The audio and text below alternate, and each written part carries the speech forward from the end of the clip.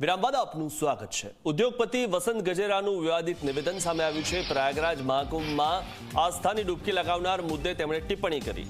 લોકો ત્યાં નહાવા જાય છે, ત્યાં કોઈ ભગવાન નથી। મહાકુંભમાં કરોડો લોકોની આસ્થા જોડાયેલી છે અને ઉદ્યોગપતિ વસંત ગજેરા આ પ્રકારે વિવાદિત નિવેદન આપીને લોકોની આસ્થાને ઠેસ પહોંચાડી રહ્યા છે। ઉલ્લેખનીય છે કે એકાદ દિવસ પહેલા જ મમતા બેનર્જીએ આ પ્રકારનું નિવેદન આપ્યું હતું અને મહાકુંભ બાબતે પણ વિવાદિત નિવેદન આપ્યું હતું। હવે વસંત ગજેરાએ પણ વિવાદિત નિવેદન આપ્યું છે।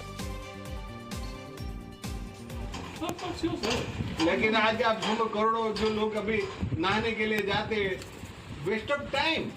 मेरी हिसाब से वहाँ पे है नहीं कुछ, वहाँ कुछ नहीं है, कहाँ भगवान नहीं है। अच्छा स्किल दो, इससे अच्छा बच्चों को एस्टेब्लिश करा दो, यही मेरा ऑटोमेटिकली समाज बढ़ जाएगा।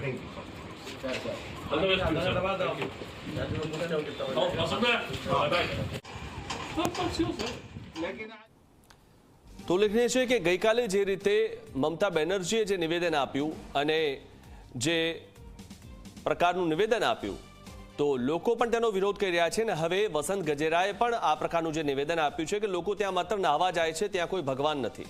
ઉદ્યોગપતિ વસંત ગજેરાનું આ વિવાદિત નિવેદન છે। લોકો આનો ચોક્કસથી વિરોધ કરશે કારણ કે આના સાથે લોકોની આસ્થા જોડાયેલી છે।